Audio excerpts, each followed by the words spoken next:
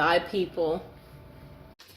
Okay, welcome to episode 29 of our prison series. And today we're going to talk about prison popcorn. It's called Jailhouse Popcorn from Prison Raymond. Okay, come here, Mr. Fox.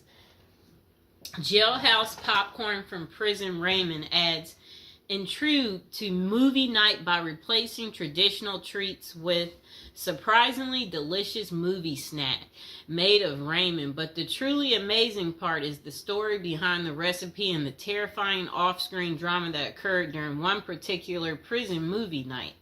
The following story and recipe are excerpt from Prison Raymond. Movie night in prison was usually a big deal. We didn't get to watch any new or R-rated movies, but they did bring a big old projector and showed movies on a huge screen in the chow hall. It kind of made it feel like you were actually at the movies.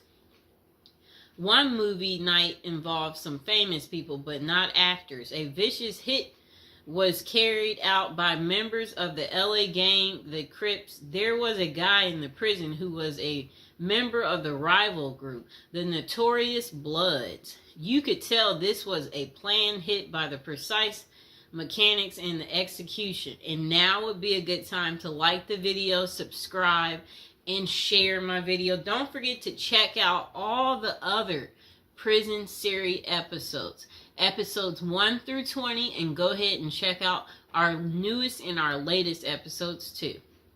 Now let's get back to it. The projector was set up and the guys were in a pretty good mood, but just as the lights went out, the movie began. The soundtrack kicked in and got loud.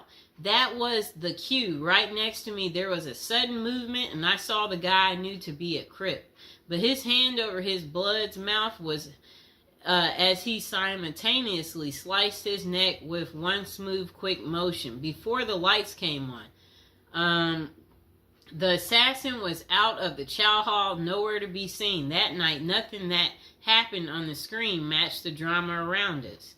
Jailhouse popcorn. Here's the ingredients. 1 pack of chili flavor Raymond. Note, chili flavor Raymond is best for this recipe. Other flavors just don't do it. So Jailhouse popcorn ingredients. 1 pack of chili Raymond flavor. Note, chili Raymond flavor is the best for this recipe. Other flavors, they just don't do it. Okay, so the instructions. Crush the Raymond in the wrapper. So if you got Raymond noodles, you just bang it up, crush it up. Open the wrapper, one end only, and take out the seasoning packet. Take that out.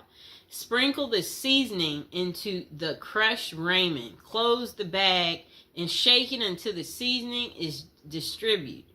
Okay, so this is what you do. The instructions to make Jailhouse popcorn. Instructions. Crush the Raymond in the wrapper. Then open the wrapper on one end only and take out the seasoning pack.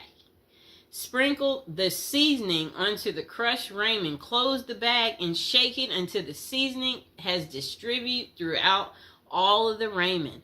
And that pretty much is how you make Jailhouse popcorn.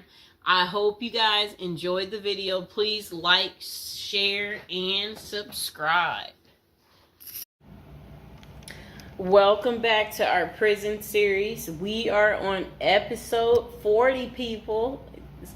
We're getting up there. Okay, so what's Christmas Day like in a high security prison? And this is coming from someone that spent 21 years in prison. So they said, of course, Christmas in prison isn't like Christmas out there in the real world. But at the end of the day, it's still Christmas, and the effort is made at some institutions to make inmates feel the holiday cheer. The person said during their 21 years of incarceration at 7 different federal facilities, they witnessed the whole spectrum in regards to what inmates and staff were willing to do during the holiday season. A lot of inmates didn't care. It was just another day on the calendar to them. They were more interested in gangs and drugs and politics and making moves. The same with the staff. Some correctional officers and administrative officials could care less. They were there to do a job, and Christmas didn't come into the equation. But Christmas in prison can be special if the staff and inmates cooperate to make it so. Prison life is bleak and stark. Even the hardcore convicts need a little Christmas spirit. It helps to lighten the mood, let everyone relax, and even put their guard down for a minute. The following is what I experienced at the various institutions I was housed at during Christmas time, and how it differs from the life on the outside. It was never super special, but it helped to break the routine. And okay, so then they said presents. Getting presents in prison is frowned upon. You always hear the stories of the XX predators putting candy on the new inmate's bed. And if that new inmate takes the candy, well, you get the picture. Anytime someone gives you something in prison, it immediately makes your radar go up. Like, what is this dude's angle, or what is he after? That means there is no secret Santa or gift exchange in prison. A secret Santa present on your bunk might mean someone is trying to make a move on you in a way that you might not want. If someone did that to me, I would be out on the tier trying to find out who it was so I could beat them up. And now would be a good time to like the video and to subscribe to the channel. Are any of you out there going to be in prison for Christmas? Or know somebody who's in prison for Christmas? Maybe put some money on their books so they could get some candy. Okay, but saying all that, the staff does give out Christmas bags every year, and that is a big event. It's a big bag of candy with Reese's peanut butter cups, Hershey's chocolate bars, honey buns, grandma's cookies, and much more. Yum. Honey buns, grandma's cookies. Okay, so a nice bag of exclusive items that you don't normally get. As soon as the staff gives out the bags and then unlock the doors, it is a pandemonium on the tiers as the block turns into the New York Stock Exchange. And everyone is bartering their items, trading them off and selling their bags. I've seen prisoners trade cigarettes and drugs for Christmas bags. Everything in prison, even Christmas bags, becomes currency. Wow, people. Okay, so relatives. The only time you see your relatives in prison is out on what prisoners call the dance floor, the visiting room. All bureaus of prison facilities have visited on Christmas and all the other holidays, but the visiting rooms have limited space, and it's not like everyone's relatives are coming to see them. Okay? Only the lucky few in prison get visits on Christmas. For most inmates, the only time they see their relatives at Christmas is when their family members are locked up with them. I had a few visits on Christmas, though. There is usually a tree with presents under it and an inmate photographer so that you can take pictures and document your holiday visit with your family. Deep in the neither world of corruption and violence, the only thing is that if you hit the visiting room at Christmas, then you usually miss the holiday meal. But that's normally cool because on the dance floor, you can get all types of exclusive items out of the vending machines that you don't normally have access to. So it's a double bonus. You see your family and eat good, at least by prison standards. So then this person said, prison life is bleak and stark. Even hardcore convicts need a little Christmas spirit. And then the next person said, dinner. The Christmas meal is big. It's one of the only times of the year where the chow hall actually makes an effort to give you a decent meal. There will be corn, stuffing pie, and big Cornish hen. They fill your tray up to capacity and you are allowed your feast. Isn't that good? But the big feasting comes afterwards as the kitchen workers smuggle everything that isn't chained down back to the units. Later that night after Christmas meal, you can get pecan pies, ice cream, and more Cornish hens back on the unit. Isn't that really good? That sounds beautiful. Now would be a good time to like the video and to subscribe. Comment below if you like me doing this prison series and you want to continue to hear more.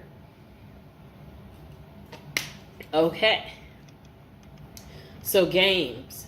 In the game rooms, the prisoners go hard on sports. The NBA games dominate the television at Christmas. Prisoners watch games all day, shuffling off to the phones during commercials to call their loved ones and feel some holiday love. Guys will be betting, drinking prison-made wine that we call hooch, eating their smuggled pecan pies and dreaming of the new year and the time they will get out to enjoy a Christmas in the real world.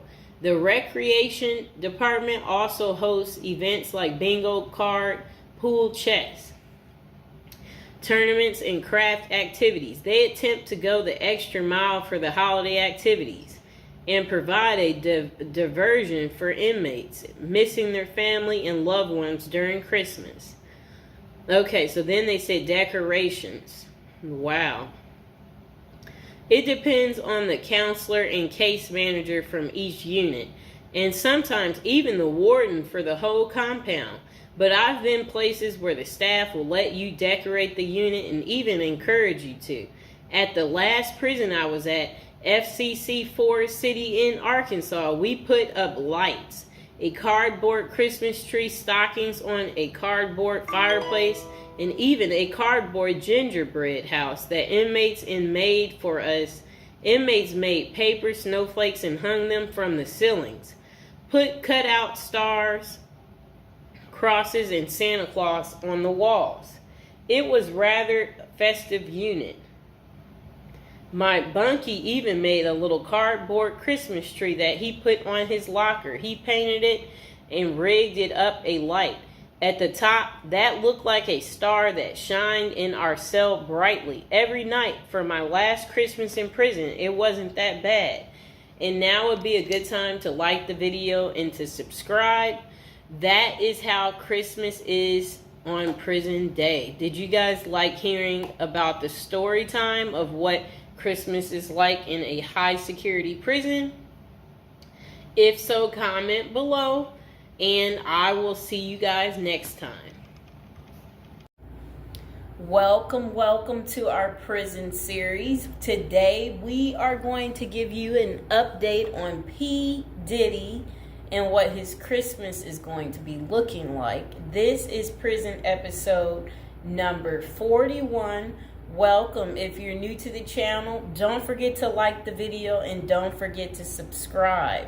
Okay, so Sean Diddy Combs, this will be his first Christmas in jail, and it includes a basketball tournament and a holiday meal. Enough, Mr. Fox. A judge denied Diddy his third attempt at bail following a court hearing, while he awaits a federal XX trafficking trial. Okay, so let's see what else they have to say. So, all right. His holiday meal, that sounds nice. Okay, so the I'll Be Missing You singer is spending his time at the Metropolitan Detention Center in Brooklyn as he awaits his May federal trial for alleged racketeering and XX trafficking. Diddy has been behind bars since September. Combs, he's 55 years old and his fellow inmates have the opportunity to participate in a card game, dominoes, soccer, and a 3-on-3 basketball tournament. A spokesperson for MDC Brooklyn confirmed to Fox News Digital. Okay, so Diddy's Thanksgiving meal options in jail include peanut butter and jelly sandwiches after his bail was denied. Okay, so for the holiday meal on Christmas Day, Diddy's menu will feature baked Cornish hen, macaroni and cheese, cranberry sauce, dinner rolls, and a holiday dessert. Just sounds too good, people. However, the lunch option is subject to change. Aren't we excited for Diddy? He's going to be eating so good, okay? So again, For those of you who do care, you know, if you want to write Diddy, again, he is at the Metropolitan Detention Center in Brooklyn, New York. That is where you would be able to write him if that's what you're interested in doing, and whatever you want to say to Diddy. Again, like the video, subscribe. And this will be his second holiday spent behind bars, as he was in jail for Thanksgiving as well. For breakfast, the menu included fruit, cereal, breakfast pastries, and skim milk. Coffee wasn't listed as an option, though it was available earlier that week. So lunch was served as the Thanksgiving meal for Combs and his fellow inmates, with a turkey roast, mashed potatoes and mixed vegetables, cranberry sauce, turkey gravy, dinner rolls, and butter. Assorted holiday pies were available for dessert, and if an inmate needed a meatless option, they could opt for hot and sour tofu. That was what his Thanksgiving was like. Diddy's getting all the good food, right? Do y'all like what he's getting? Are y'all going to be eating this good?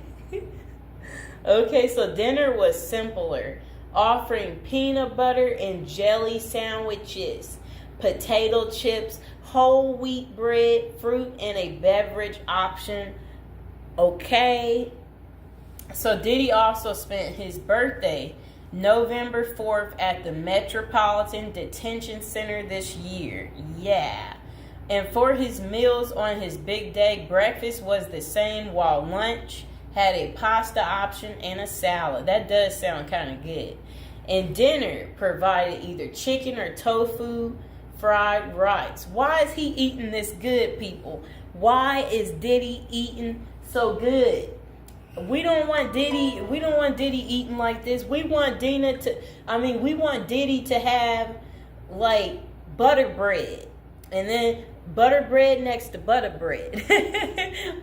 and burnt up hot dogs. We want him to have burnt up hot dogs. That's what he should get. We want him to get stale potato salad, and then spoiled rice, right? Like stuff like that. For the homeless guy I talked to the other day, he hated spinach, so maybe that's what they need to give him. Give him some spinach. I don't like beans, so feed Diddy beans. So he can be on the toilet all day, right, people? And again, now would be a good time to like the video, subscribe to my channel.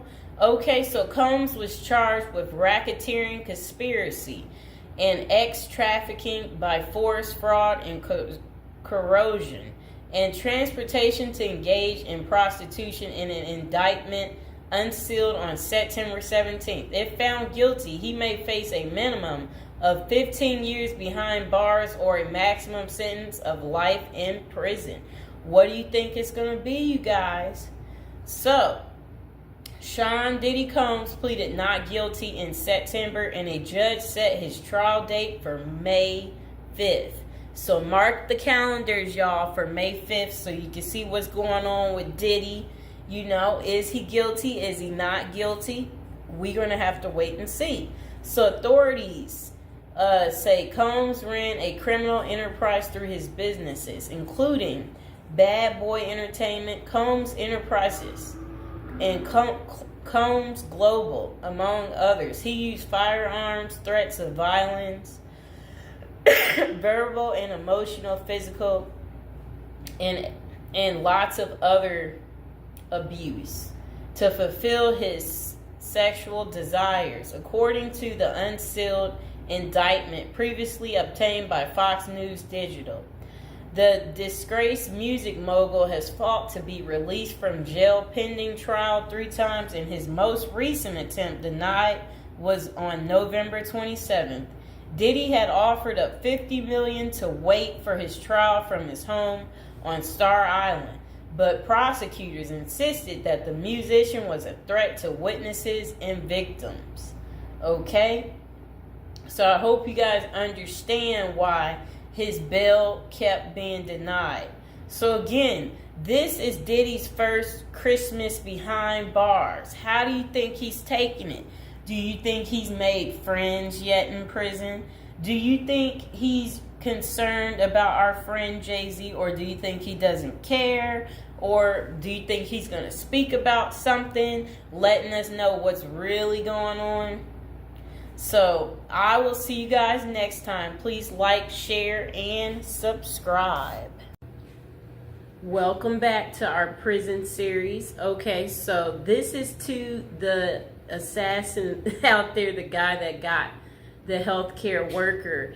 How does a girl get in contact with you? Because you know you got many admirers right now because of how handsome you are. And so this is the guy. I'm getting off track. Welcome back to prison episode number 35. Again, we're talking about a criminal today, a sexy criminal. Okay, do you see this guy right here? All right, I would much rather be going out on a date with him than this guy right here. Okay? Yes, that guy right there, he's not as handsome. The guy that assassinated him is so much more handsome. And it would be like if someone is like, if he's asking you, if you happen to bump into the guy that assassinated, the CEO on the street, and he asks you out on a date, or he's like, hey, could I hide at your place? You know what? He's so handsome that you would just be like, okay, So, what do we really like about this guy? Look, he's young, too. He's young. This guy, he's old, and he's deceased, okay? One's alive. That's what we like about that guy, and one's not. Okay, and the deceased stink, if we can be real about this situation. Yes, so one is handsome and one is not handsome. Do we need to waste any time there on why you would like to hang out with the guy that, I'm just saying, I'm pretty normal. I know some of you might be afraid to talk about how attractive the guy is that they're in search of. But, if they capture him, what we have to say is this. At least we will be able to write him letters. And, we'll be able to keep track of him. But you have to remember, he's single right now. We know that much because, if he was married, then I can only imagine, his wife would just naturally come forward and be like, that's my husband, So we know he's single. So that's good news for us ladies, okay? But, well, let's not fight over the guy, We hope that they get him, because when they get him, then we'll be able to write him, right? And we imagine that he has so many admirers. So one of these guys is a coward and one is not.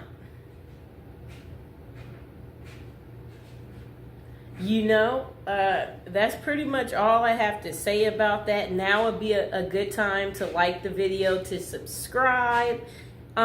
Is there anybody else out there who's just secretly admiring this guy right here, and you too want to get in contact with him, and you're just thinking, where are you? We want to see you. You know what I'm saying? So, or is it just me? Am I tripping? Am I the only one who finds him to be handsome? If you're out there, dude, and you're watching, a lot of people like you, okay? If you didn't know. So please. Welcome back to our prison series. This is episode 45, and today we're going to talk about Rikers Island. So this is one of the most notorious prisons, and it's located in the East River between Queens and the Bronx in New York City. And also it's where Luigi Mansion is going to be going.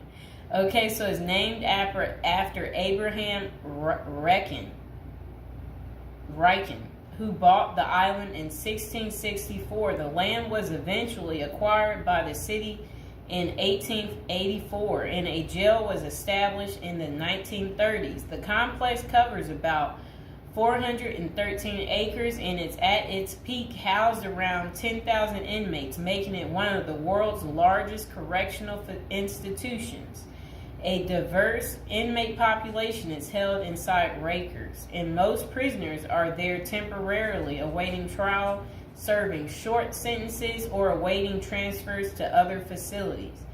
Rikers Island is notorious for its harsh conditions, including violence between inmates and involving guards. Reports of abuse, neglect, and corruption among staff have been frequent. The treatment of inmates with mental health issues has been a particular concern, with critics arguing that the facility is ill-equipped to handle such cases appropriately. Likewise, the treatment of juvenile inmates is a subject of controversy. There have been calls for more appropriate handling in the facilities for young offenders. Numerous lawsuits and human rights investigations have targeted the conditions at Rikers Island, often focusing on issues like solitary confinement, the use of force by guards, and the prolonged detention of inmates awaiting trial. Now would be a good time to like the video, to subscribe. And are you guys enjoying the prison series? Do you like hearing about all the different prisons, learning with me together? If so, go ahead and comment below. So, when visiting Rikers, journalists and prison reforms discovered temporary holding cells described as covered with rotten food, urine, and feces and blood. Inmates were using plastic sheets for blankets and cardboard boxes for beds. Maggots crawled over everything. Up to 26 men were crowded into a single cell where they used plastic bags as toilets. Prisoners kept in holding cells, which should be used for only 24 hours or less, often stayed there for more than a week awaiting transfer. In that time, food and medical services were not routinely provided. Now let's hear that paragraph again, just a small bit of it. So, this was what journalists had noticed when visiting Rikers Island. The prison reformers discovered temporary holding cells described as covered with rotten food, urine, feces, and blood. Inmates were using plastic sheets for blankets and cardboard boxes for beds. Maggots crawled over everything. Up to 26 men were crowded into a single cell where they used plastic bags as toilets. That does not sound good, does it, people? It's disgusting. So over the years, there have been various attempts to reform Rikers Island, focusing on improving conditions, reducing violence, and providing better mental health care. Amid mounting pressure, activists and political leaders have urged the city to close Rikers Island. In 2019, the New York City Council voted to close the jail completely by 2026, intending to replace it with smaller, more modern jails located closer to the city's main courthouse. I hope you guys enjoyed the video. Please like, share, and subscribe. Okay, welcome back. We are on prison episode number 8. So today we'll be talking about how to prepare to go to prison if you know you're going.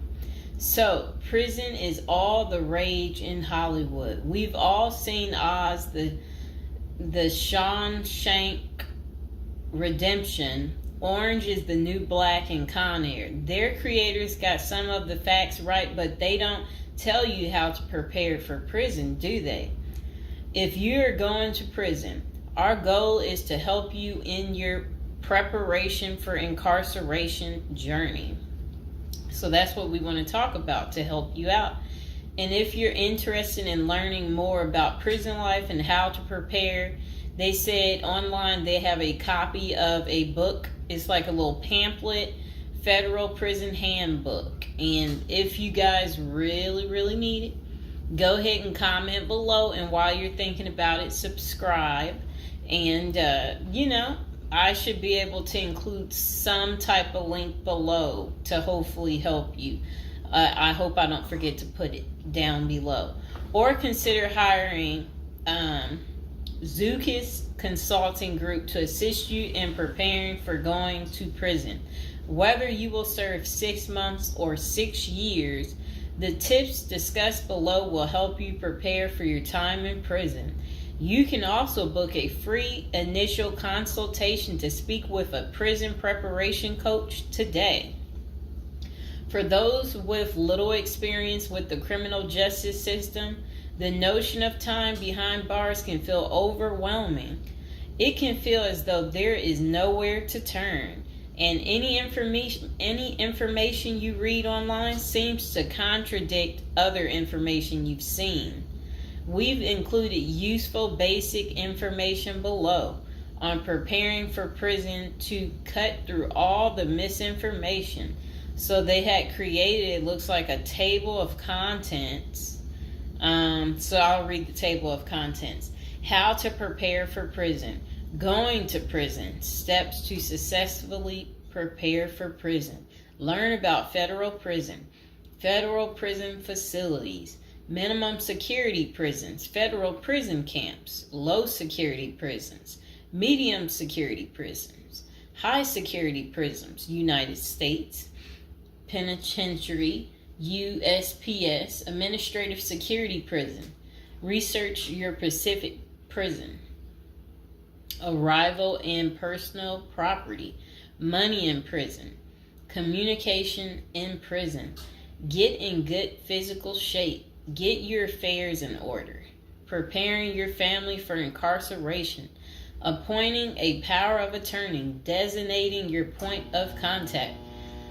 Resolving your medical and dental issues, creating a list of contact details, authoritative information about going to prison, life in federal prison, stay out of prison politics, keep yourself busy, find purpose, stay clean, avoid discussing your charges, learn the rules, be polite and respectful. Have a good attitude. Don't struggle with how to prepare for going to prison.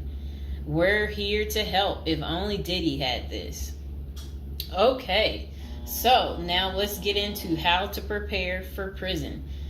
It's essential to prepare in advance if you have been convicted or pleaded guilty to a criminal offense and are waiting for sentencing. According to the United States Sentencing Commission, the average federal prison sentence imposed is approximately 147 months. That's a lot. Less than 20% of offenders serve a prison term below 5 years. This means no matter the nature of your offense, your confinement to federal prison will likely disrupt your normal life for a minimum of a couple of years.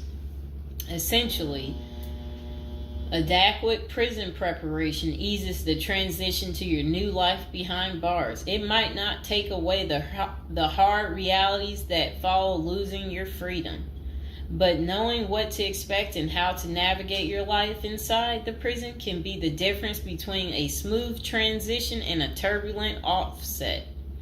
Losing your freedom is hard enough, especially for your emotional and psychological well-being. Thus, managing any preventable hardships or mishaps can go a long way in promoting your mental health while serving your sentence. At Zeus Consulting Group, we help potential federal prisoners prepare for their incarceration by equipping them with information to navigate their life behind bars. Our criminal justice system largely fails to reform convicts. Hence, if you are keen on going through your sentence as smoothly and as quickly as possible and transitioning back to an active life afterward, we are here to assist you. If you get in touch with us immediately after your conviction, our team can offer expert coaching on making a favorable impression at sentencing to secure a more lenient judgment. In addition, we coach our clients on how to live a meaningful life during confinement by cultivating their abilities, keeping them out of trouble, and developing an excellent record. These are essential factors that can enhance your overall life in prison and improve your chances of serving a shorter sentence.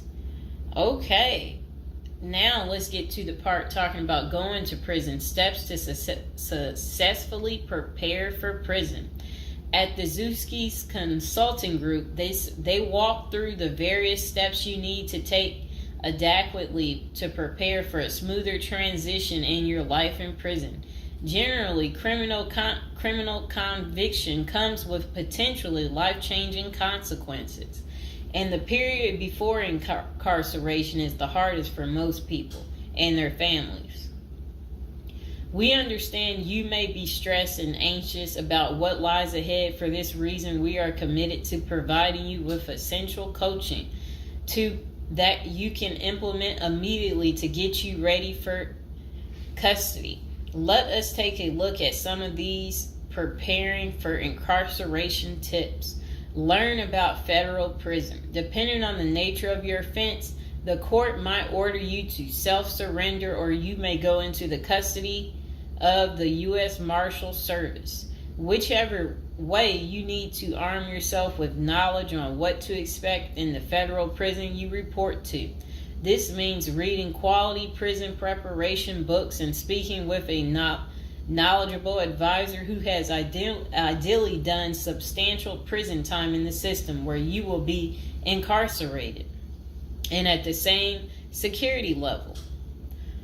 So if you know someone who has served as much time for you as the same charge that you have, that's the mentor you should be talking to and linking up with to learn more about what prison life might be like. Okay, so it says the Federal Prison Handbook, the definitive guide to surviving the Federal Bureau of Prison, is the best book for this. We tell it like it is and do not offer false promises to scare you into opening up your checkbooks. Take this step seriously. You must build an informational foundation to make good decisions in prison. Federal prison facilities. There are over 100 federal prisons across the nation, and they operate at 5 different security levels: minimum, low, medium, high, and administrative.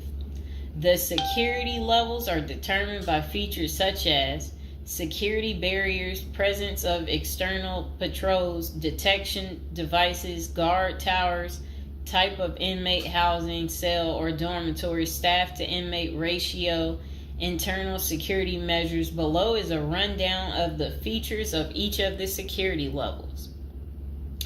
Okay, so it says minimum security prisons, federal prison camps.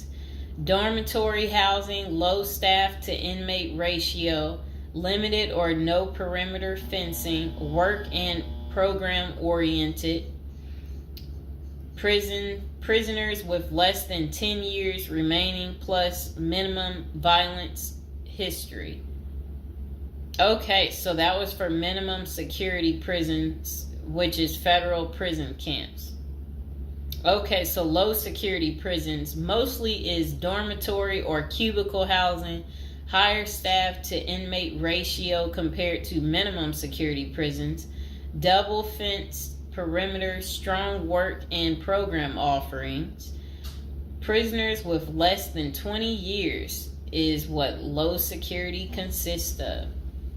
Medium security prisons, mostly cell type housing, higher staff to inmate ratio compared to low security facilities, strengthened perimeters, wide variety of work programs, greater internal controls, all types of prisoners but with less than 30 years remaining on their sentencing.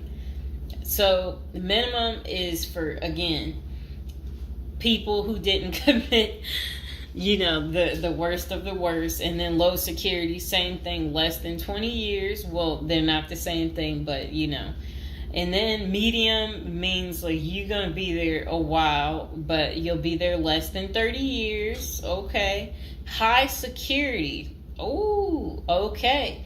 Is United States Penitentiary, USPS, single and multiple occupant cell housing. Highest staff to inmate ratio, highly secured perimeters, close control of inmate movement,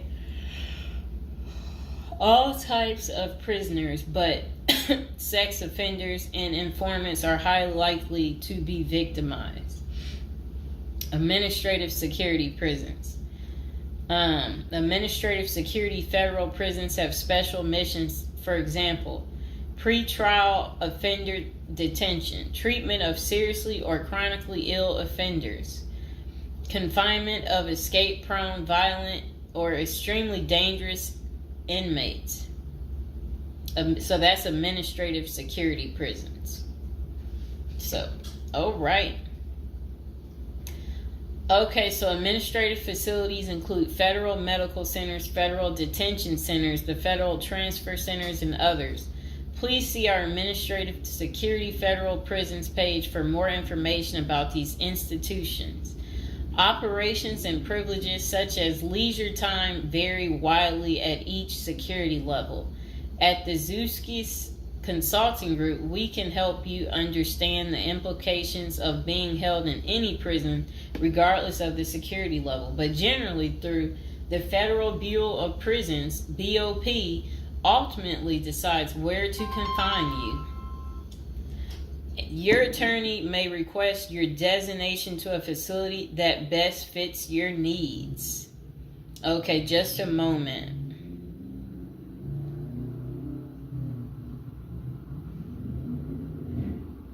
I'm trying to figure out how do I'm going to this. Let's see.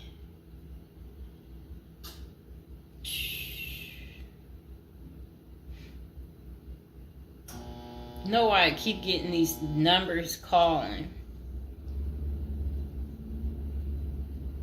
Okay, back to where we were. Research your Pacific prison. If you are ordered to surrender, go to our federal prison profile section and locate the Pacific profile of your upcoming prison. Once there, you can read about the particular prison and life therein.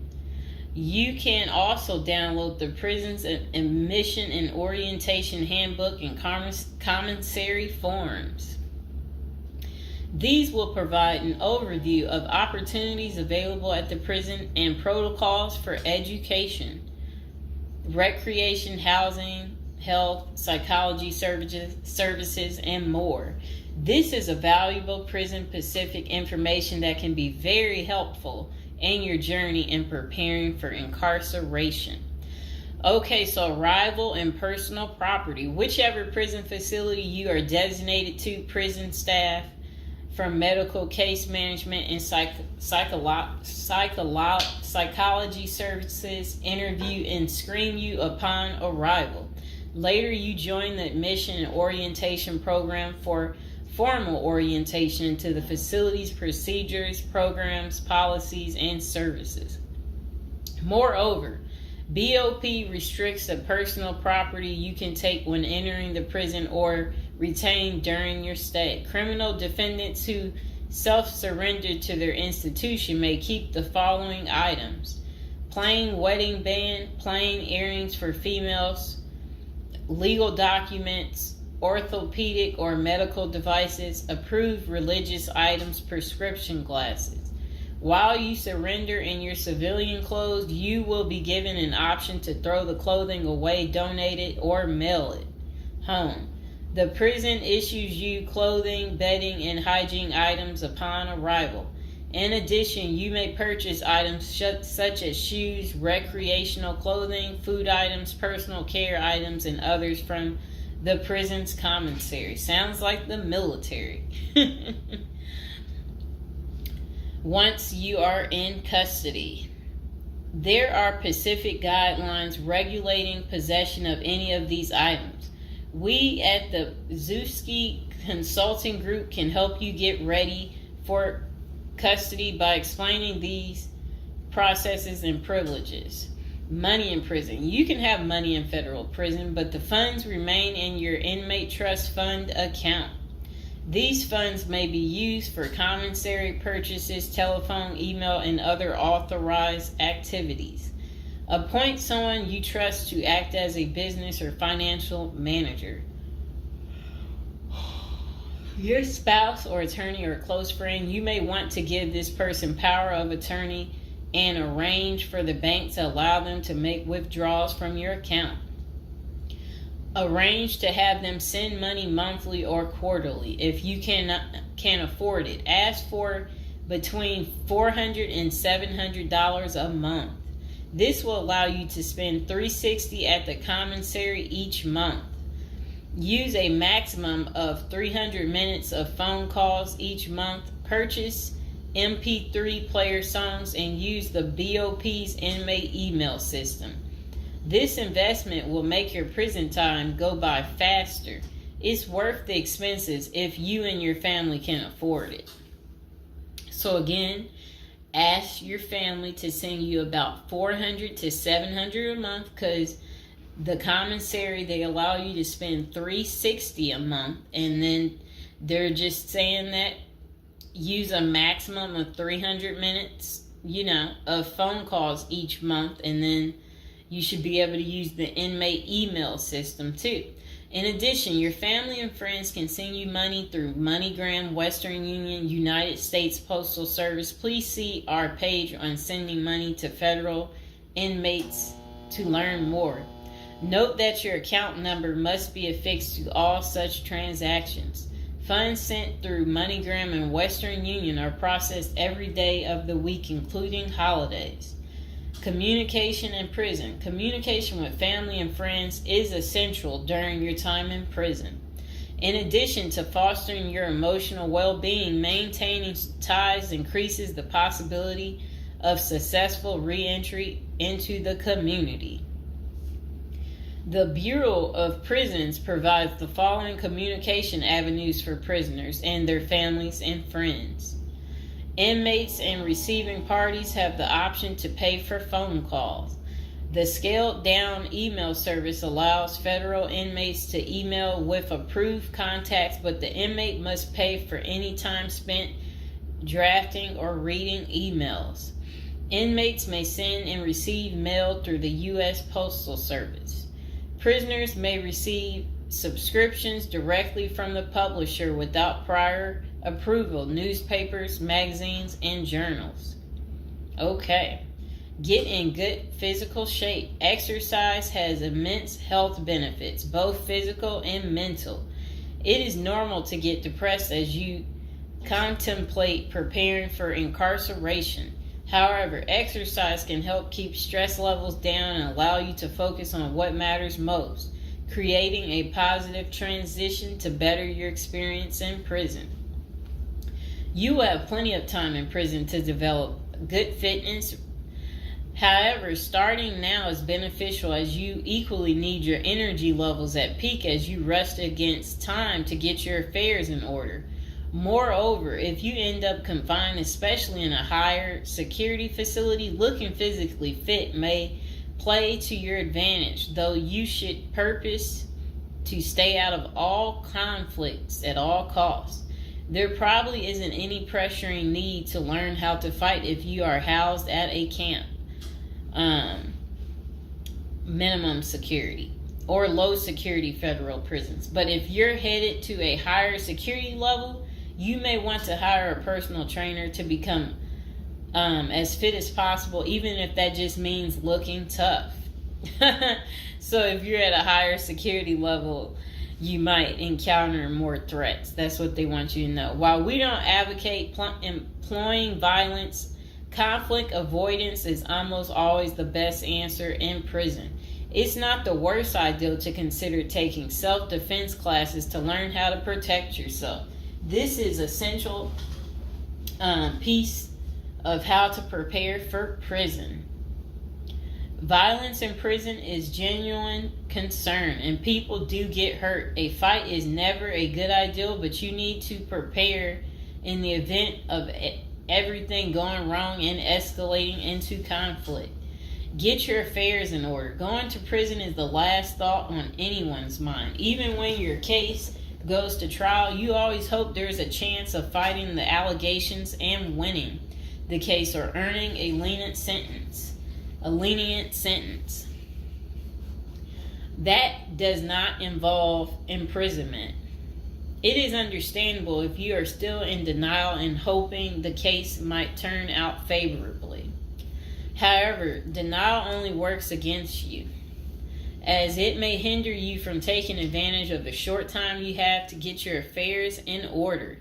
Before losing your freedom, even if there is a slight chance of getting a lenient sentence, preparing for prison is essential if things don't go as expected. Some of the matters you need to take care of include preparing your family for incarceration.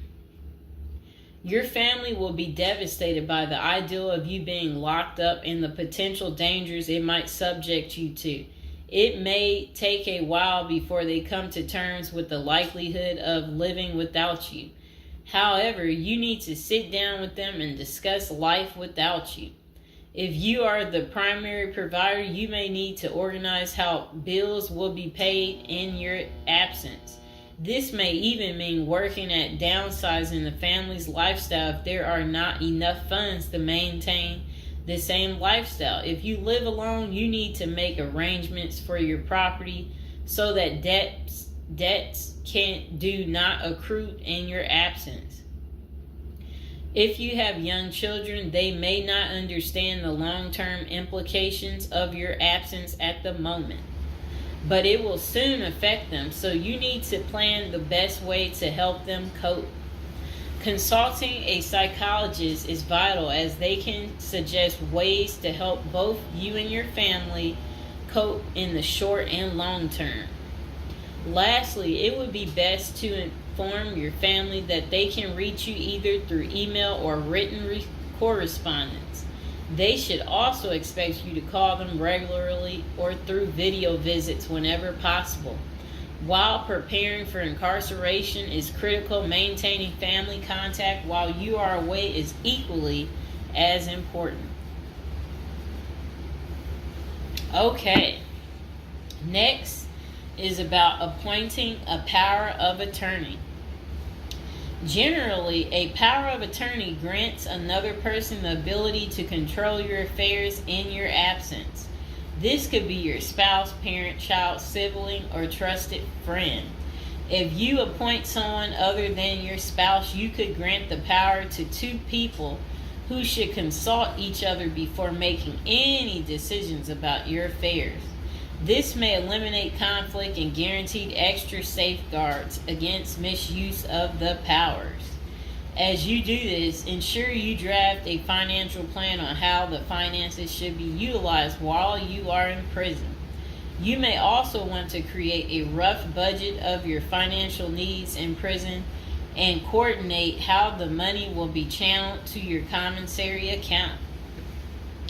Designating your point of contact. Before surrendering to prison, ensure you identify a primary point of contact. This could be a family member or a close friend. We can work with this primary point of contact as questions or issues arise. Additionally, this person will be able to better advise your family and friends of your status, location, and information. Please note that prison staff seldomly release information to family members. For example, if your family calls your unit team seeking information about your status or healthcare matters, they will not release information. With this being said, we have our clients sign a release information authorization, thereby enabling prison staff to disclose information to our team members. Next says resolving your medical and dental issues. Medical and dental services are available in federal prisons. However, they may not match the standards of your current providers. Care is often substandard, slow, and usually not forthcoming. This is a crucial element in preparing for prison. You will do yourself a big favor by dealing with this now and not waiting until you are in prison. If you have pre-existing medical and dental issues, get an evaluation from your doctor before surrendering. Likewise, it can be a very good idea to update your glass prescriptions and resolve any dental matters before Surrendering. It can also be helpful to obtain complete copy of your medical records from your doctor. If you take any prescription medications, ask your doctor to draft a letter explaining what the medications are, and what underlying conditions they treat. While you can submit these documents to your prison's health service upon arrival, our team can also use these in cases of prison staff not adequately treating medical conditions. In these cases, it is critical that we have underlying documentation, as this helps us motivate prison healthcare staff. Creating a list of contact information. Before going to prison, prepare a list with contact numbers, mailing addresses, email addresses for all the people you may need to contact during your confinement. This way, you will not get stranded whenever you want to contact a particular person. Additionally, try to fit this contact list on one double-sided page. Many receiving and discharge officers will allow self-surrendering inmates to retain this page. If not, we also recommend our clients provide us with a copy of their contact list. We overnight this contact list to our clients on the day of their arrival. Authoritative information about going to prison. In the past, people used to go to prison utterly oblivious of what lays ahead and would endure untold hardships before they adjusted to their new life. This is not the case today. There are dozens of books, guides, and other programs that help defendants prepare for their life behind bars. While we cannot attest to other firms, books, or products, our team regularly assists clients preparing for prison. Here are a few of our book offerings: Prison Education Guide, Federal Prison Handbook, Directory of Federal Prisons. While waiting for your sentencing or self-surrender date, ensure you gather as much information as possible to enlighten yourself.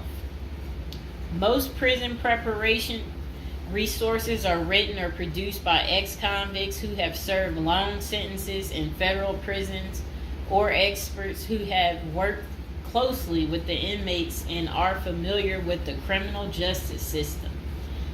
Researching widely and reading available credit resources can be an eye-opener, enabling you to adjust to your new life quicker. Aside from reading prison preparation books and guides, you may also seek out prison consultants to answer your questions and provide insights on the ins and outs of prison. For instance, at Zeus Consulting Group, we help criminal defendants develop strategies to prepare for prison and successfully reintegrate into society. Our objective is to help you develop an informational foundation to make good decisions once in custody. Life in federal prison. Before commencing your federal prison sentence, you need to know how to prepare for federal prison with a survival guide and tricks. Assuming you have gathered as much information as possible about what your life in prison will be like, here are some tips to enhance your experience. Stay out of prison politics. You do not have the liberty to choose your neighbors in prison. You meet people from different backgrounds, some possessing extreme opposite personalities, ideologies, and outlooks on life. Despite the sharp differences, you may have to share the same facility for years. In ideal circumstances, people should embrace diversity, but not so in prison. Conflict of interest and prison politics are the order of the day. However, it helps by maintaining a low profile throughout your stay. Otherwise, if you indulge in politics and things turn ugly, it may compromise your chances of coming out unscathed. Keep yourself busy. Federal prisons require medically able inmates to work. As soon as you arrive, ensure you find a job that you will enjoy. If you don't obtain a job on your own, prison officials will assign you a work detail. We advise our clients against this approach since it often means working long hours in the kitchen. Some examples of the positions you may want to consider include plumber, inmate orderly, food service, warehouse, groundskeeper, painters, while some of these prison jobs require long hours. Others are no-show jobs where you sign your name on a sheet and leave. While federal prisoners are paid for their work, wages tend to be meager. For example, federal prisoners typically earn 12 cents and 40 cents per hour. These funds are deposited into your commissary account, which you use to buy personal items. I'll repeat that again. Oh, sit down, Mr. Fox. Sit down. Sit down, baby. Prisoners typically earn 12 cents and 14 cents per hour. Okay. Okay, that's crazy. So when in prison, find purpose. A period of incarceration equals a lot of available time on your hands, which can be positive or negative. It's your choice. Many positive activities in prison can help you find purpose in life, even help you improve your circumstances upon arriving. College correspondence courses, writing, exercising, and teaching in the prisoner's education department are just some examples of many activities you can become involved in, which will give you purpose. This purpose will help carry you through your sentencing. Okay. Pursuing a purpose during your time in prison can make your stay more meaningful and manageable. For example, you can learn a new trade, write a book, discover philosophy, find spirituality, or purchase other professions. Likewise, we help many of our clients further their education behind bars. Whether you are interested in college or career-based studies, our team can help. Okay. In addition to keeping yourself busy and avoiding falling into a depressive state, finding purpose behind bars may equip you with relevant skills for successful re-entry into the community upon your release. This is critical. If you work, you are prepared for a period of incarceration.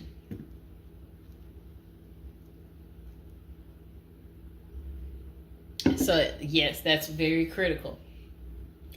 Thinking through potential activities is a critical step in figuring out how to prepare yourself for jail. How you find purpose is up to you.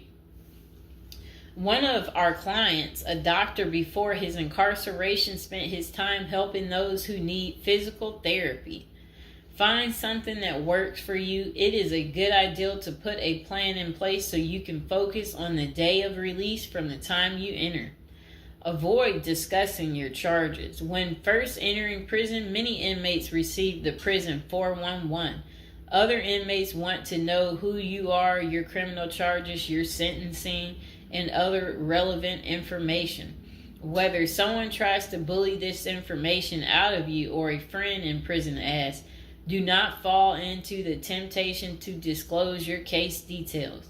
Many things can go wrong if you do so. For instance, a fellow prisoner could make a deal to serve less time in exchange for the information, especially if the details are incriminating. Also, the nature of your crime might cause you to be victimized, especially for sexual-related charges. Please contact us at the Zeus Consulting Group if you are concerned about these types of disclosures. We help clients charged with all manner of criminal offenses develop a strategy for addressing these sensitive matters. This is especially important for clients charged with sexual offenses or who have testified against others for a sentence reduction. Stay clean. However tempting the ideal of using drugs in prison may be, you should steer clear of them. This is a key area for in-prison conflict among fellow inmates. Likewise, inmates caught drinking alcohol or using drugs are often severely sanctioned. While this can be an appealing avoidance avenue, especially when struggling with depression, this is not the answer. Our team can help you develop better coping mechanisms. No matter how deep you descend, keep in mind that drugs are not the solution. If anything, they are likely to aggravate your mental condition. Always remember there are far better coping methods such as remaining physically active, finding purpose, keeping in touch with family and friends, if possible, and seeking professional counseling. Moreover, no matter how smart you are in concealing drugs, it is only a matter of time before the guards catch you.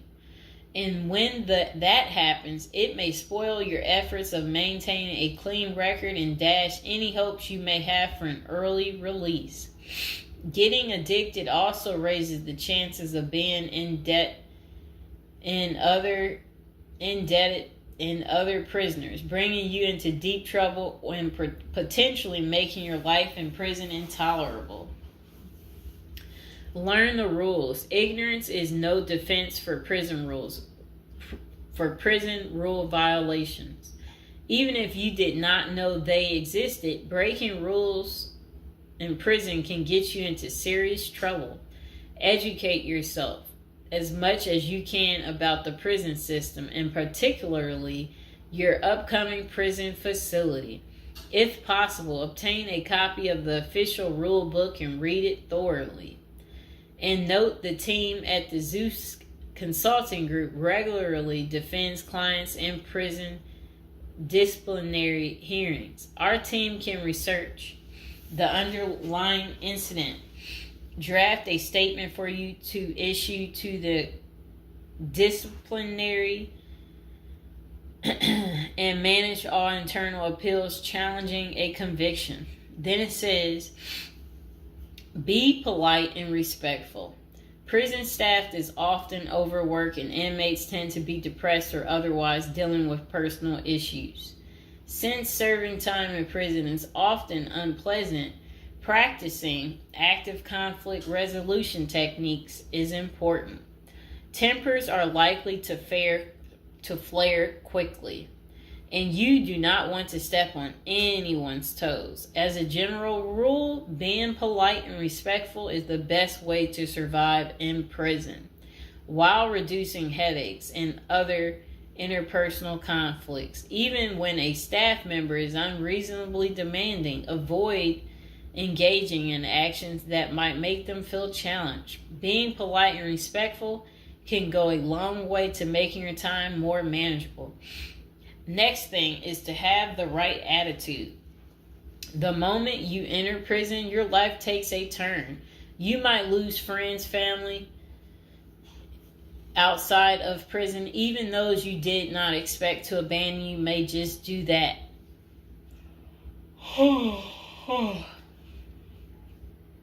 You are pretty much on your own inside prison. Other inmates may try to take advantage of you. Going to the guards for help is often a bad idea, and that can have serious repercussions. With such a gloomy situation, you need to polish up your attitude and prepare for incarceration. Having the right attitude can help you surmount the prison reality and build something positive out of the situation. The team at Zeus Consulting Group can help you prepare for the experience to come and plan for the unexpected. Prison time doesn't mean a death sentence, quite opposite. It says, if you lost your license because of a criminal conviction, they can help you launch a new career. Okay. So they're just saying basically, there's no reason you can't leave prison without a degree or a better prospect for the future. Don't struggle with how to prepare for prison. It says that use the Zeus Consulting Group and let them help you. Okay, because they're basically saying prison is never easy. They said they know what awaits you in prison and the tactics you can employ to have a smoother life behind bars. Going to jail or prison is never easy, but with directed effort, you can lead a productive life during this experience and after. Okay, so that is pretty much how you prepare if you are going to prison. If you've watched this far, type in the comments below this far, and I hope you enjoyed the video. Please like, share, and subscribe. Welcome to episode 2. Back on our prison is a retirement plan for seniors. And today we're going to be talking about people using prison as a retirement plan in Japan. Of all places. Okay, let's get to it. So they said seniors in Japan are having to steal just to cover basic expenses. But it's all part of their plan. You see, the sentence for their crime sends them to a place where they find a sense of community, receive free room and board, and have a caregiver 24/7. It's good to watch other countries who are older or more in depth to see what will happen to us. Well, 27.3% of Japan's citizens are 65 or older, practically twice that in the U.S. And these seniors are breaking into prison just to survive. Will Americans retirees be forced to do the same? Not if they start planning now with a financial professional. Here's a look at Japan's rampant retiree crime spree. So they said an article in Straits Times is titled "Rising in Old Jailbirds Turn Japan Prisons into Retirement Villages." It points out that a record 47,632 people in Japan aged 65 or over were arrested in 2015. Over 70% were caught for petty crimes such as shoplifting. When retirees have to steal just to survive, it's clear that their plan didn't include saving enough money to cover basic living expenses. What's worse is that Japan's elderly inmates are rehabilitated, kicked back into society, and stuck in the same boat they were before. They haven't gotten any younger, and they still don't have enough income. So do they get a job and start saving for their slow-go years? No, they steal a bunch of bananas for breakfast and get thrown right back into the slammer. About 70% of all current inmates aged 65 or older are repeat offenders. Why do these seniors live this type of retirement? Well, besides the fact that they did not plan successfully, their retirement strategy didn't include any plan for long-term care either. But prisons did. A roof over their head, 3 meals a day, no utility bills, and free unlimited health care are all provided. A research firm coined Japanese prisons state-sponsored retirement villages, and one of prisons' demographics includes a 50.6 age average, with the oldest being 88 years old. That same prison was recently refurbished to accommodate their demographic, including 500 private well-lit cells, each with its own desk, chair, and well-lit cells, each with its... Oh, okay. They said it also comes with a wooden bed and television set. Steps in the public areas are even upgraded with ramps and handrails. Does that sound like a prison to you, or is it closer to the retirement home where individuals visit the grandparents? By 2025, 1 in 3 citizens of Japan will be age 65 or older, and 1 in 5 will be 75 or older. 2025 isn't that far away, and the U.S. demographics isn't getting any younger. Medicaid and Medicare are drastically underfunded and facing problems similar to Social Security still. Prison is better than no plan, and a ward of the state doesn't have to live on the street and steal bread.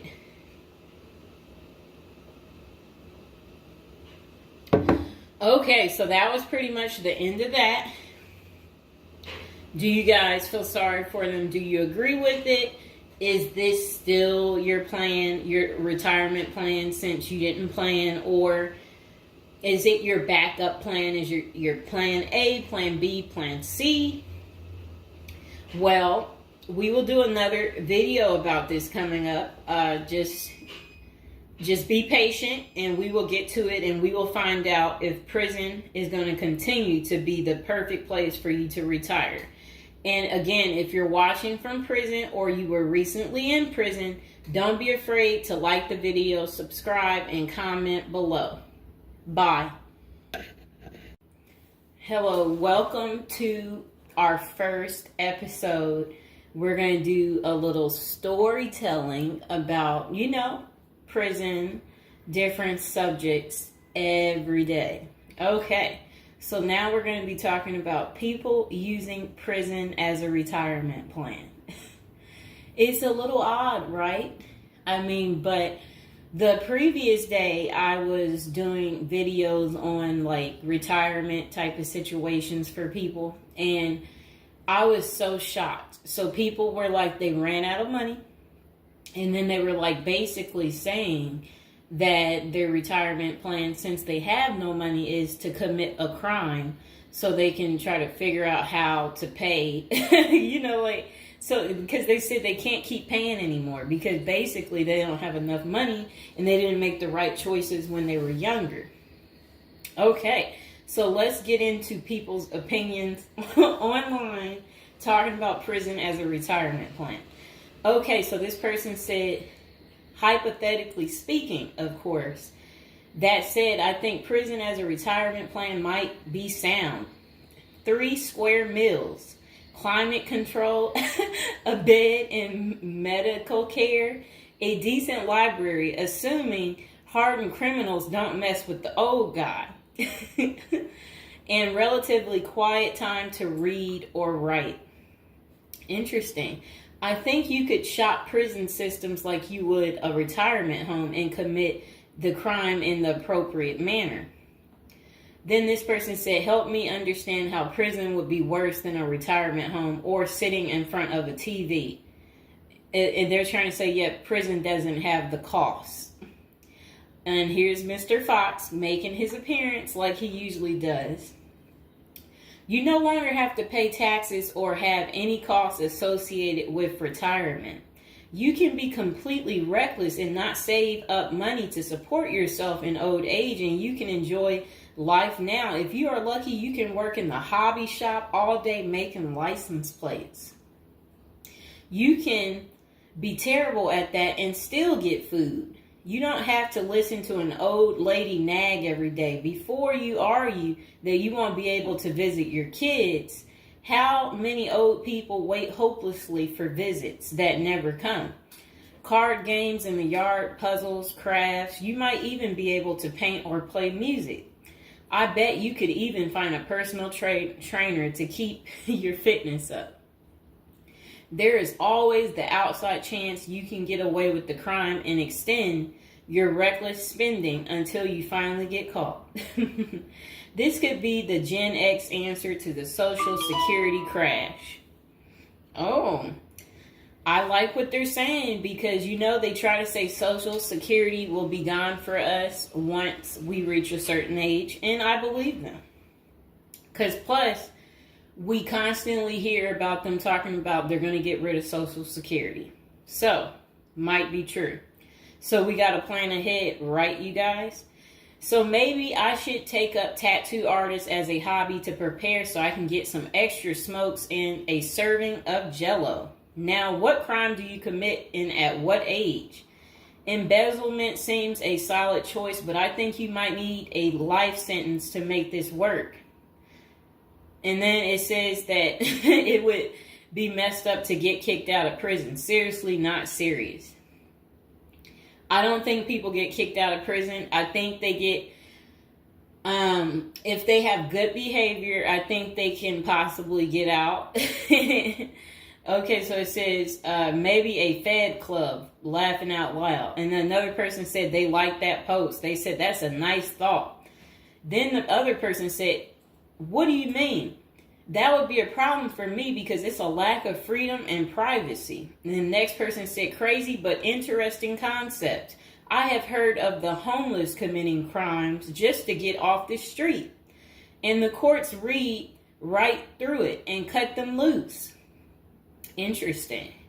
That brisk morning stuff on the freezing stainless toilet and that toilet wine would round out a nice day. Laughing out loud. I guess they know how to make toilet wine.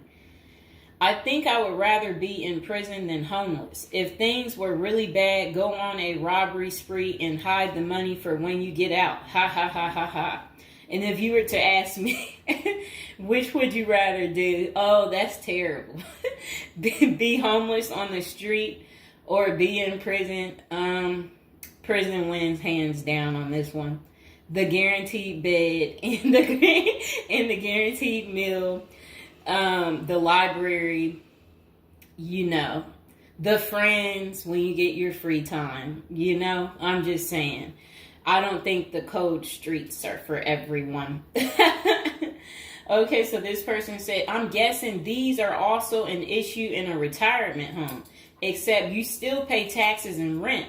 I have to guess, but gawking, the old guy is not going to be high on the list of pastimes for convicts. Spider is so wow. I don't think we want to say that. Okay, so this person is talking about people being taken advantage of in prison. So we will skip that part because the way they wrote it was inappropriate. So the next person, they showed a big guy and said, don't be wasting no soap, pick it up. So these are the kind of people that you will encounter. Okay, I guess he's the booty bandit. All right. To expand upon this, I would fly to Sweden and then do something at the bank I saw. You know what they was talking about. I saw a documentary on the Swedish prison system. It looked nicer than many retirement homes, laughing out loud. Then this person said, is this like a shining moment like Johnny in the Mountains, laughing out loud? This person said, I'd retire to a dirt cheap third world location before intentionally going to prison. This person said, I was just thinking that maybe I could piece together a few of my old friends and we could have a crew.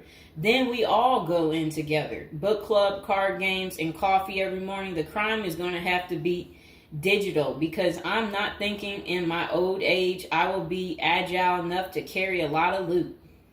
And then this person said, isn't that tax evasion, white collar crimes, and a pot grower? Heard they have a sweat lodge and tennis courts. I don't know where they have that. Okay, so we had another person talk about how much they love women. So yeah, they said they don't intend on going. Okay, just a moment. I'm gonna get my water.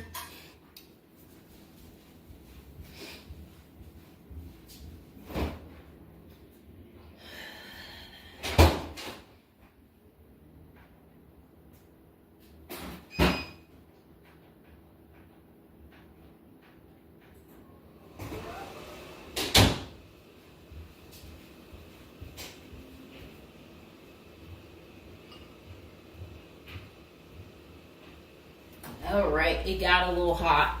Okay. Now, this person said, I'd rather go to a cheap third world island and live life as a local fix-it guy. Putter around, live on the beach, fresh seafood, and a tan booty. Arr, it's a pirate's life for me, mates. Next person said, I took what looked like a shortcut one morning. And they're talking about something about a prison cop. I don't know what that means, and I'm not going to say it. Okay. This person said a failed bank robbery would be pretty simple federal crime. On the other hand, I think even a basic social security check will go pretty far in the Philippines, Mexico, and Colombia. I think they're right for those countries. This person said, my broke buddy is doing okay in Thailand. This person said, I'm thinking about spamming forums with CBD gummy ads. Certainly, committing internet crimes would make it a federal case and qualify them for a federal country club prison. And they said they're currently in beta testing phase. I'll let you know how it pans out. That's really sad. This person wrote this in January of this year. That's sad that this is what the people are doing. Well, at least you know what not to do. And then another person said, well, it worked out rather well for Otis. They showed a picture of some guy. I don't know who this guy is, but that's who they said it worked out for. And then this person said everybody has that one person that they weigh whether or not their demise would be worth a life sentence. And then this person said, well, nowadays all you have to do is agree with Trump, like say over at the Capitol, and post it online. And then this person said, P.S. I hear San Quentin is nice. Happy face. And then they, I guess, posted something about that prison. The person is trying to say that the prison guards at San Quentin are friendly. I doubt that. This person said, you got too much time sometimes. And then this person said, I think if old age and life in retirement got so bad to the point I was considering prison, I would think I would eat a bullet first. Okay. This person says, take out a politician and live like an illegal immigrant. Better than the middle class nowadays. Whatever they mean there. This person said, first off, if you are a Gen X or younger, getting an SS payment, that crap is estimated to crash the year I qualified. We were taught that our senior year of high school back in the 80s, so we can't plan for that. Second, I think the chances for clean drinking water will be better in prison than in a third world country if you choose wisely. I didn't think about that. So stick to the U.S. prisons if you're really thinking about this. It said banks don't keep enough money these days. I think I will be too old to try and take down an armored car.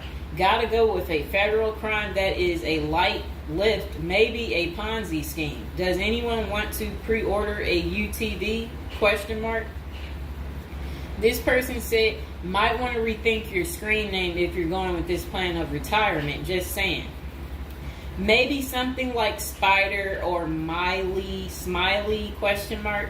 This person said, this is a nice big Ponzi scheme. Throw in some racketeering and evade federal income taxes. Just be sure. Plus you'll have a blast before you get caught. They did a little emoji with shades on the cool emoji. This person said if you land in a California prison, you even get yoga classes, free education, and you have a government-sponsored sex change. So you can end up in a female prison eventually. Rob, we won't say what they said there. Oh, wow. That's really sad what they put. You already know what they said if I stopped right there. Okay, hold on. The next person said, you're going to want federal minimum security. Identifying as a woman would have perks, but you would have to listen to your cellmates for the rest of your life with nowhere to go. This person said, we can tell that some of us have never been to prison now, can't we? And then this person said, only an inmate at RDP. I don't even know where that is. This person said, Social Security won't go away. It will just be reduced by about 25%. Hopefully all these millions of illegals will get work permits and start paying into the system so the cuts won't be needed. We'll still get something, but it will have the purchasing power to get us 2 Jersey Mike sandwiches a week, laughing out loud. Next person said, the unwanted being taken advantage of in prison is a hard no for them. So they don't want to go because they're not interested in being taken advantage of by the same sex. Okay, good reason. This is what goes on in prison. Next person said, I nominate this creep as a test mule for your plan. I always wondered what happened to the creepy banjo kid from the movie Deliverance.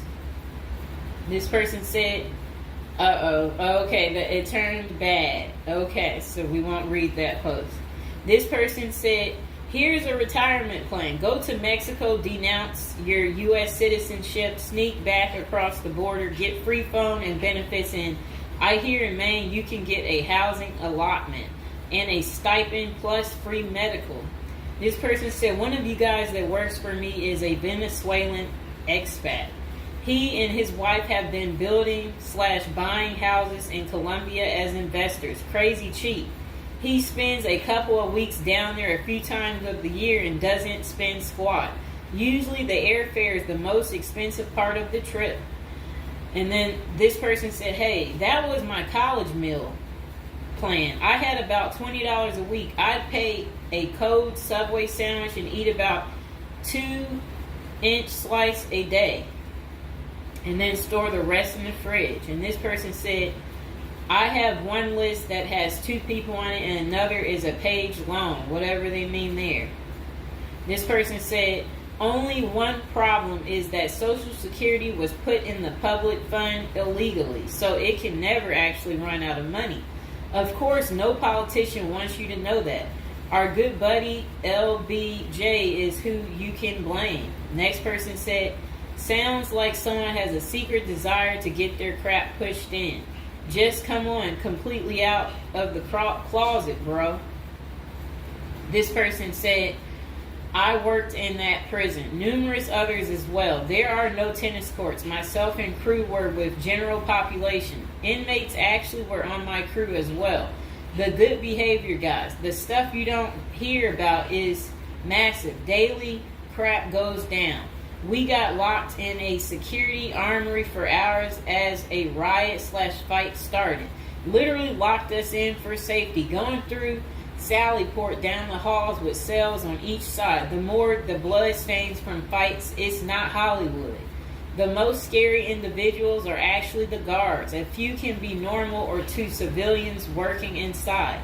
Most don't separate good and bad humans very well, at least not behind the walls. I made a promise to my family and self I would never do a prison project again.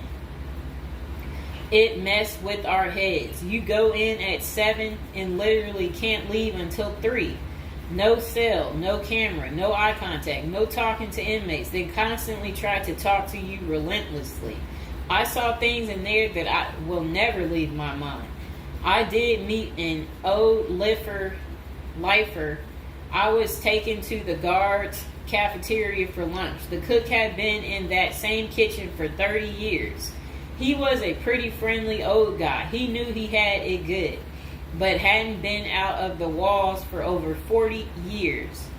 I have many stories, but I don't tell many, especially on social media. Really, it's not worth the risk of telling. The women prison in downtown San Diego is really crazy scary. Many don't know right in the downtown is a maximum prison operated by one of the big business operations. Okay. Series not seriously a good topic. Okay. And we have one more person telling us something. Years ago, I was at my buddy's house. His older brother had just got out of prison. I didn't even know he had an older brother and no clue what he was in for. I remember he couldn't settle down at all, just hanging around in the garage. He couldn't stand still. And it was almost like he was looking to get in trouble. One Friday after work, I swung by to see what was up. The boys were hanging out in the garage, drinking beers. Steve was getting all irritated about something again. Basically nothing. And then out of nowhere, he blurts out, I ain't afraid to go back. I'm just a punk in a bunk. That's really funny. I got out of there. Too much of a scene. Okay. This person said they still think prison's a retirement plan. This person said, yeah, big perks. You'll also get, as Jim Jeffrey says, and Yeah, so, all right, so that's the end. I couldn't say what this person said because it was very inappropriate. So that's the end of episode 1 for prison as a retirement plan. And hopefully, you guys think this through. If this is something you're really interested in for real, will want to continue with the series of, me talking more about prison, so we can get you ready and prepared if that's really what you're into. If any of you out there are watching from prison, we would love for you to like the video, subscribe, comment below, let us know, your prison stories. If you used to be in prison or if you want to go back, we want to know that too. So go ahead, don't be shy, comment below, and I hope you guys enjoyed the video.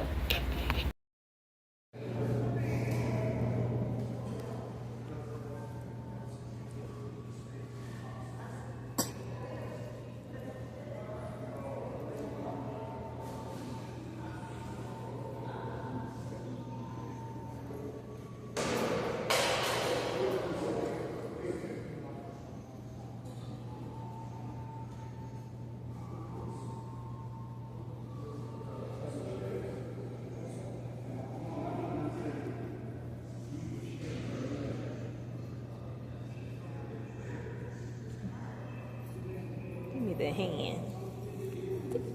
Baby, give me your hand. Give me your hand. Give me your hand. Give me your hand.